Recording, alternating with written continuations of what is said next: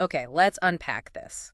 Welcome to the deep dive. Today, we are plunging into a source that takes us, well, way back into ancient legend, Plato's Critias. hmm And specifically, we're working from the English translation you can find on Project Gutenberg. It gives a really solid text to work from. Right, and the very first thing I think to understand about the Critias is that it's not a complete work, it's actually a fragment. Yeah, exactly. It's part of a larger project Plato was planning, but, well, he never finished it. It kind of trails off. It does. It was meant to follow his Timaeus, which, Yeah. talks about the creation of the cosmos. This was supposed to bridge that sort of philosophical account into human history. Through this specific tale, this story of ancient conflict. Right. So, our mission in this deep dive is really to explore the incredible, detailed story this fragment does contain. It's a narrative about this massive war fought, an astonishing 9,000 years before Solon. Yeah, 9,000 years before the time of the wise Athenian lawgiver, Solon. A truly ancient conflict. And it's set between a powerful, virtuous ancient Athens, quite different from the Athens of Plato's own day, apparently. Very different. And the legendary island empire of Atlantis. And the way this story actually comes down to us, or at least how the text frames it, is fascinating in itself. It really is. It's Critias telling the tale, right? hmm But he's explicitly saying he's drawing it from a manuscript, Belonging to his grandfather, yeah. who in turn had recorded what Solon himself was told by Egyptian priests when he was traveling there. So you have these layers upon layers. It's quite something. Tradition and transmission. It's coming from these ancient Egyptian scribes who supposedly had these incredibly long memories and records. Right. Interpreted by Solon, and the text even tells us Solon translated the Egyptian names into Greek equivalents to make them understandable. Okay. That explains the Greek names for supposedly non-Greek figures. Exactly. And then it's preserved down through Critias' family. It gives the whole narrative this peculiar air, doesn't it? It feels like history, but maybe something Yeah. more complex too. Absolutely. It really sets the stage for us to delve into the descriptions of these two ancient societies, their structures, their power, and their eventual fate, all as recounted in this remarkable, though, frustratingly incomplete text. Okay, let's dive in. So let's start with that core event the text lays out, this great war, 9,000 years before Solon's time. Yes, that's the central premise. Yeah. Critias describes this huge confrontation between, on one side, this ancient ideal Athens, and on the other, this formidable alliance led by the kings of the island of Atlantis. And that source chain we just mentioned, Egyptian priest to Solon to Critias, that's really key here, isn't It's it? crucial. The text emphasizes that the Egyptians, with their long memory and crucially their written records, Yeah. had preserved histories that the Greeks themselves had lost. Because of floods and cataclysms. Primarily deluges, yeah. The text suggests Greek history was repeatedly sort of wiped clean. You'd only have scattered survivors up in the mountains who were, ignorant of writing and couldn't preserve the deeds of the earlier ages. The Egyptians, in contrast, kept these continuous records. Which is, well, a very convenient explanation within the narrative for why nobody in Plato's time remembered this supposedly glorious ancient Athens. It is convenient, yes. Solon is presented as learning this deep history from priests in Sais in Egypt who apparently corrected his assumptions about how old Greek civilization really was. Okay, so let's talk about this ancient Athens first. It's presented as this, virtuous foundation. It is. It's depicted as a land divinely allotted to Hephaestus and Athena, brother and sister deities. Right. And the land itself is said to be naturally suited for wisdom and virtue. And its original inhabitants? Children of the soil? Yes, brave, sprung from the soil itself. Critias lists names we know from later Athenian myth, Cecrops, Erechtheus or Chthonius, people like that. Okay. But he notes that their specific deeds from this super ancient period were lost, again, swallowed by those deluges.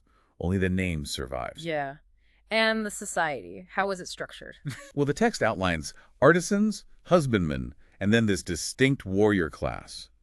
And what really stands out is the description of these warriors. How so? They lived separately from the other classes, they held everything in common, and they only received necessary sustenance.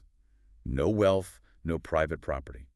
Wait a minute, that sounds familiar, like the Guardians in Plato's Republic. Exactly like them. It's almost identical. Okay, pause there for a second. That's huge, right? Plato projecting the structure of his own philosophical ideal state onto this supposedly ancient historical narrative. What do you think that tells us? I think that's a crucial point. It suggests Plato might be doing more than just recounting some old legend he heard. Uh-huh. By painting this ancient virtuous Athens with the colors of the Republic's guardians, maybe he's subtly suggesting his philosophical ideals aren't just, abstract theory. But maybe rooted in a forgotten real past. Or is he just trying to give his philosophy some historical street cred?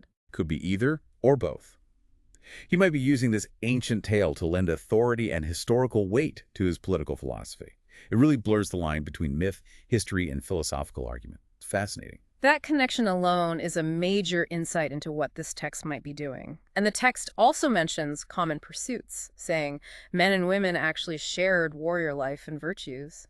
Yeah, another remarkable detail. It even cites the armed statue of the goddess Athena as evidence for this shared military role, suggesting a kind of gender equality way back then. Wow. Okay, and geographically, this ancient Attica. Described as much bigger and more fertile than in Plato's time. The boundaries went south to the isthmus, inland up to mountains like Cithaeron and Parnes, including areas like Oropus. So a larger territory. Much larger. And the Acropolis itself, not the barren rock Plato knew, but supposedly much larger too, reaching the Ilissus and Eridanus rivers, taking in the Phoenix and Lycabettus hills. And fertile. Level-topped, covered in deep, rich soil.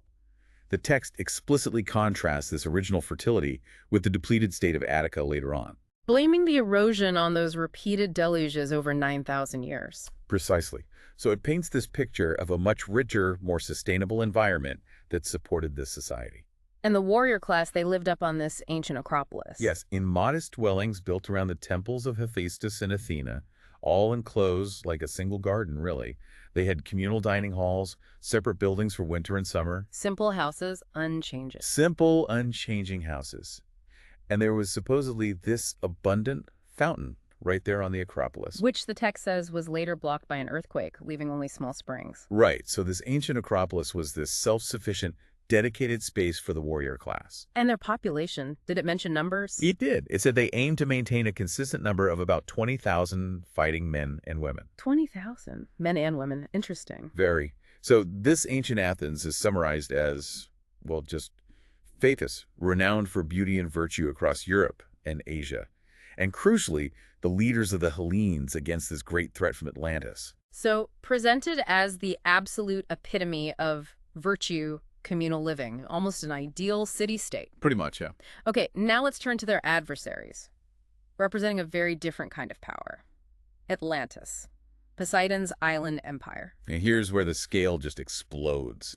Poseidon received Atlantis as his divine portion, an island located out beyond the Pillars of Heracles. What we'd call the Straits of Gibraltar. Exactly. And the text describes its size as immense, explicitly stating it was larger than Libya and Asia combined. Whoa! Larger than North Africa and Asia Minor put together. That's colossal. It's a truly enormous landmass in this account.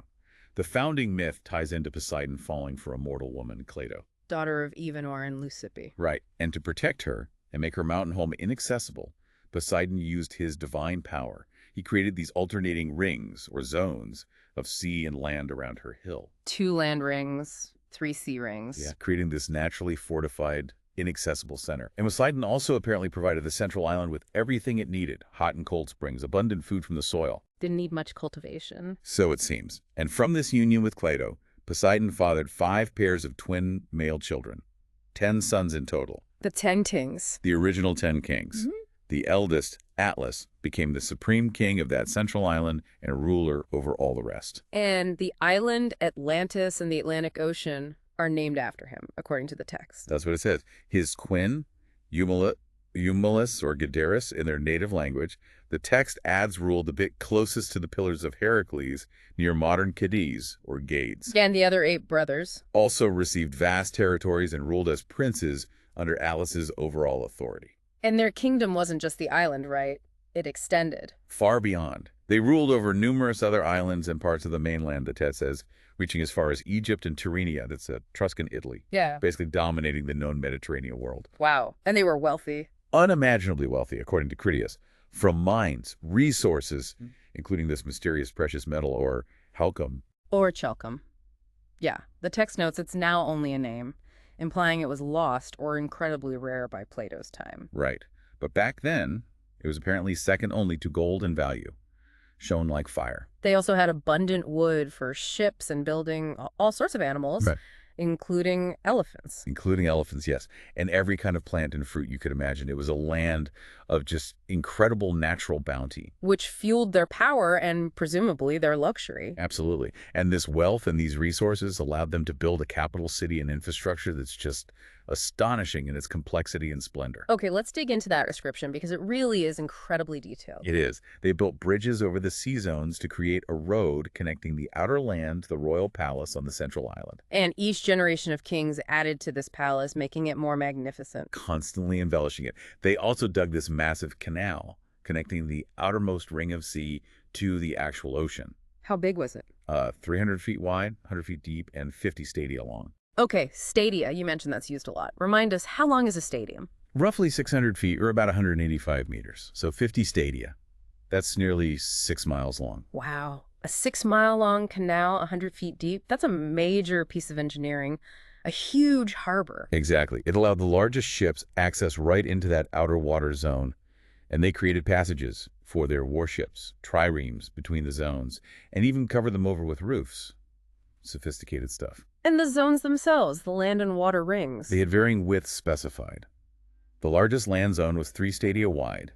The next water and land pair were 2 stadia each, and the innermost water zone around the central island was 1 stadium wide. Okay. The central palace island itself was 5 stadia across, about half a mile in diameter.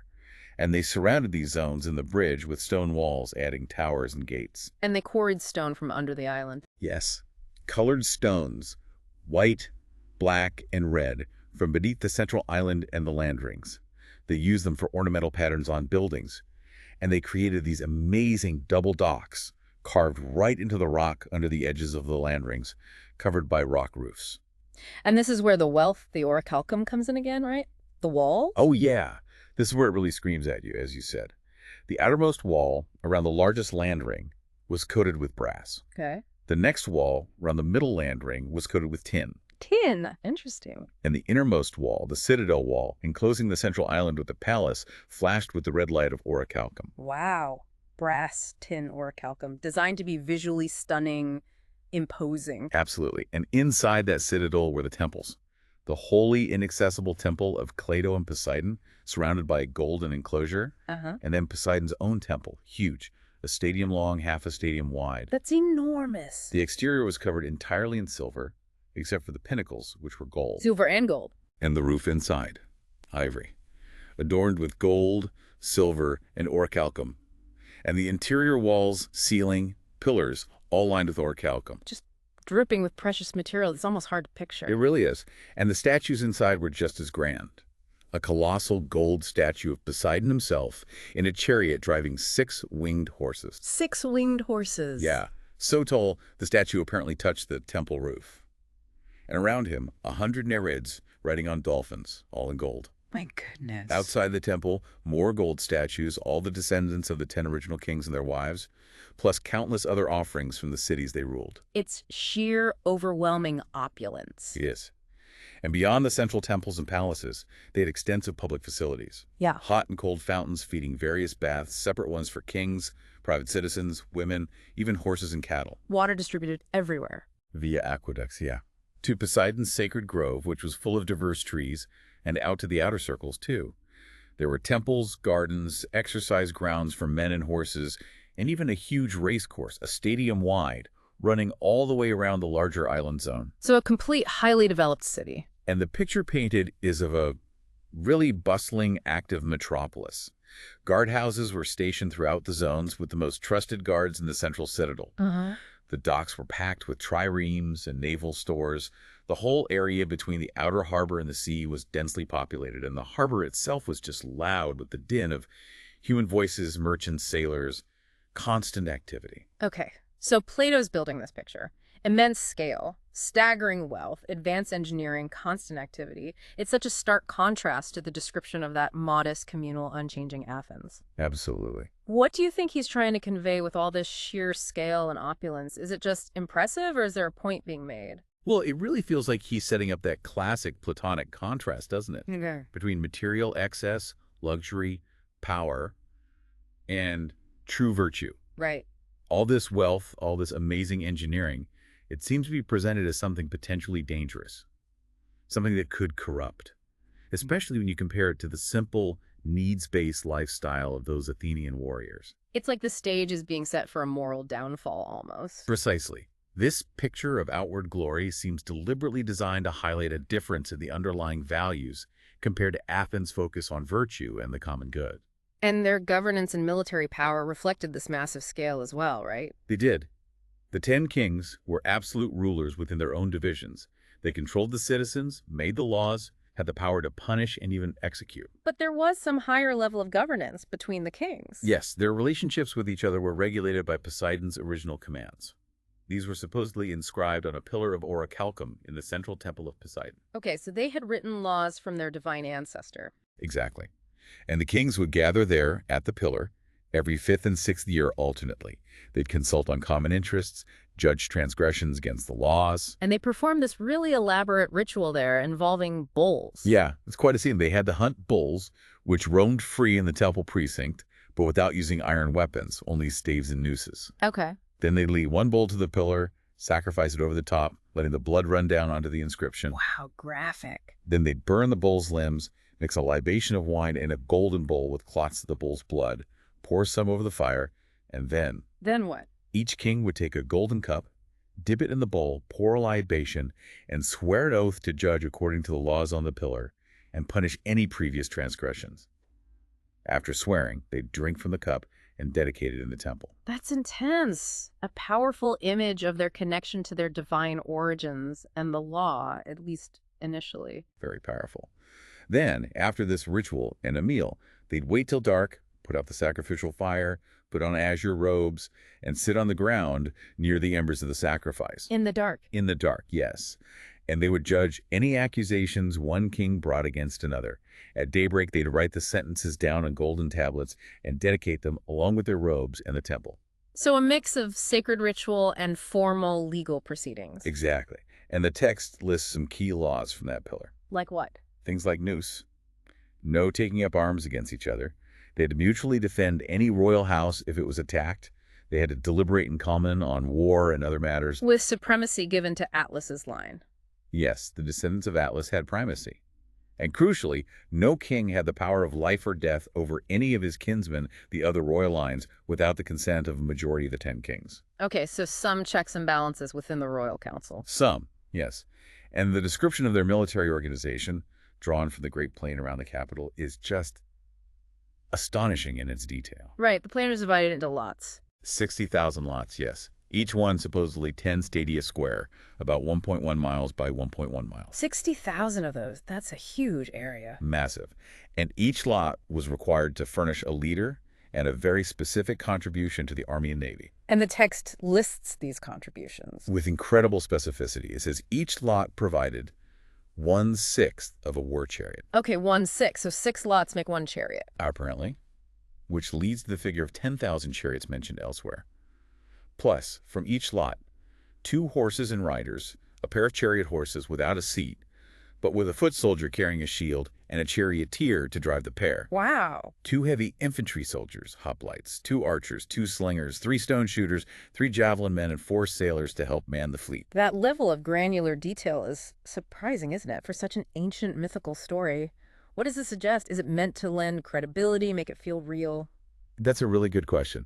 It certainly lends an air of, well, authenticity and just staggering scale. It paints a picture of a highly organized, bureaucratic, vast military machine. Capable of mobilizing immense resources. Absolutely. Whether this level of detail was, supposedly in the original Egyptian account Solon heard, or if it's more Plato's own invention to emphasize the sheer power and structure of Atlantis, that's hard to say. Open to interpretation. Yeah. But it definitely makes the threat they posed feel very concrete within the narrative. And the text also notes that this was just the contribution from the Central Plain. There was also a vast multitude from the mountains and the rest of the country who contributed. So the total force would have been even larger. Much larger.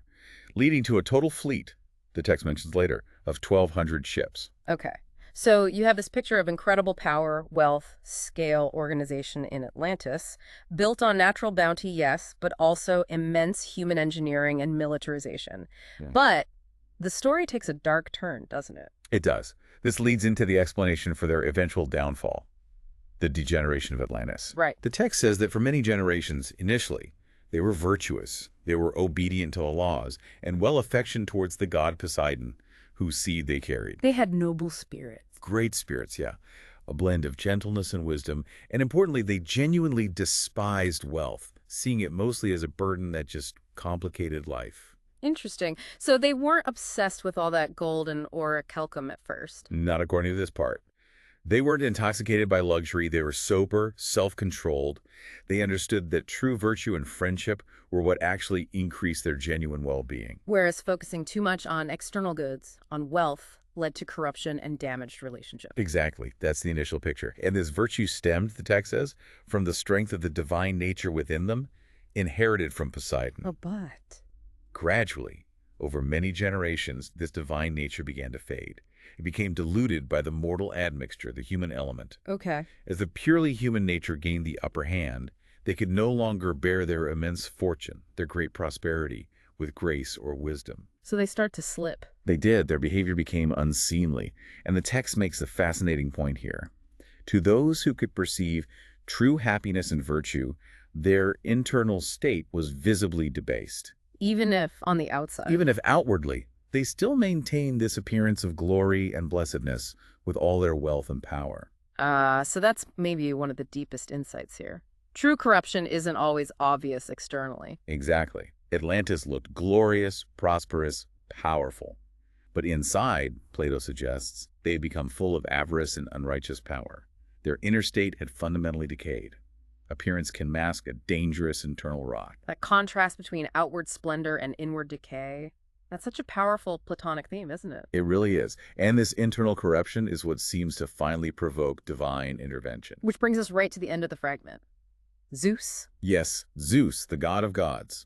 Observing this once honorable race now in such a woeful, corrupted state, he wanted to punish them, or perhaps chasten them, bring them back to order. And his action was decisive. Called all the gods together to their most holy habitation, which the text describes as being fixed in the very center of the world, overlooking all creation. Okay.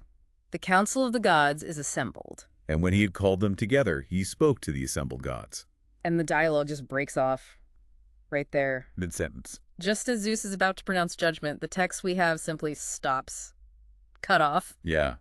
The conclusion of the story, the fate of Atlantis, the outcome of the war with ancient Athens, it's all left tragically unresolved within this fragment. It's probably the most famous cliffhanger in ancient literature. It really is. Leaves us hanging right as the narrative reaches its climax. So there we have it. We've taken a deep dive into Plato's rich, incredibly descriptive, and, well, ultimately incomplete tale of ancient Athens and Atlantis, based on the Critias fragment from Project Gutenberg. We've seen those stark contrasts, haven't we? The modest, virtuous, communally structured ancient Athens versus the opulent, powerful, elaborately engineered, but eventually internally corrupted Atlantis. And what's particularly fascinating, I think, is not just the imaginative world building itself, but how Plato constructs this whole narrative. Yeah. He layers the sourcing, presenting it as this genuine history passed down through Solon from Egyptian priests. He provides these astonishingly specific details about their societies, their engineering, their military power. All those numbers. Right. And he uses it all to explore these core Platonic ideas about virtue, corruption, wealth, the nature of the ideal state, connecting it back to the Republic even. And then he just abandons the story. Yeah. Right at the crucial moment, just as divine judgment is about to be passed. Which really raises that big question for you, the listener, to consider. Why? Why would Plato construct such a detailed, seemingly historical narrative, even weave his own philosophical ideals into it so strongly, only to leave it unfinished right at the moment of truth? Does that unfinished nature change how we should think about the story? Is it really meant to be taken as history, or is it pure allegory? A philosophical thought experiment, maybe? Yeah. Or something else entirely? The text itself leaves us contemplating that relationship between, say, divine nature and mortal corruption, outward appearance versus inner reality, and the potential consequences of unchecked power and greed, all without giving us the final narrative payoff. It's definitely something to mull over. Let's leave it there for you.